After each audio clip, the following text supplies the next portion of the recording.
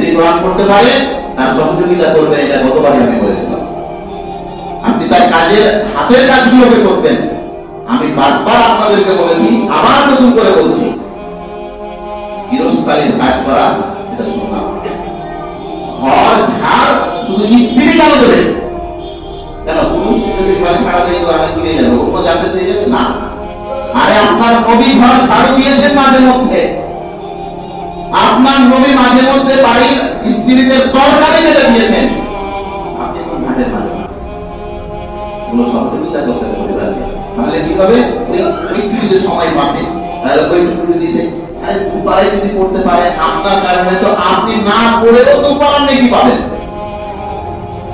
কোরআনে অনেকগুলি পারা আছে, 30টা পারা আছে, আপনি চেষ্টা করবেন সেটাকে শেষ করার। যাই হোক, এই নিয়ে আরো কিছু কথা হবে আগামীতে। যেহেতু রমজান সামনে, শুক্রবারে আমরা কয়েকটা রোজা হয়ে যাবে আমাদের, এই জন্য কিছু বিধিবিধান ইনশাআল্লাহ রমজানের ফজিলত ব্যাপারে আগামীতে আরো কিছু বলবো। আমাদের আয়েশা সিদ্দিকা রাদিয়াল্লাহু তাআলা আনহা থেকে বর্ণিত, তিনি বলছেন, ইয়াজতাহিদু ফি রমজানা মা লা ইয়াজতাহিদু ফি গায়রি।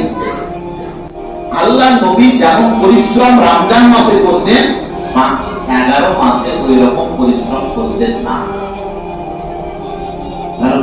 এই পরিশ্রম বলতে কিন্তু ইবাদতের পরিশ্রম। যেমন ভাবে আল্লাহর নবী রমজান মাসে ইবাদত করতেন, অন্য কোন মাসে ইবাদত করতেন না।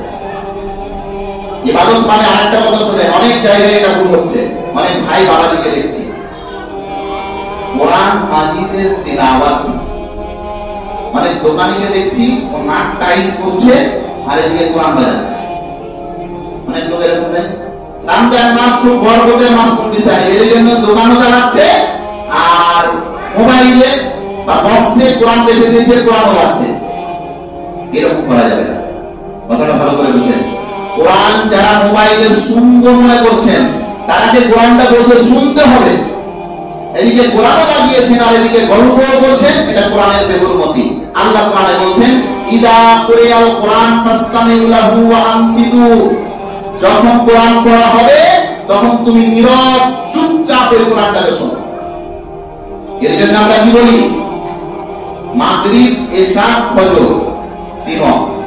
মাগরিব, এশা, ফজর, এই 3 সমাজে জোরে জোরে ইমাম সাহেব সূরা ফাতিহা এবং অন্য একটা সূরা পড়েন, কোরআন পড়েন।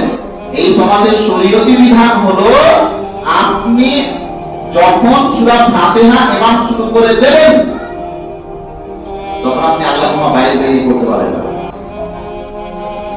ইমাম সাহেব আলহামদুলিল্লাহ রাব্বিল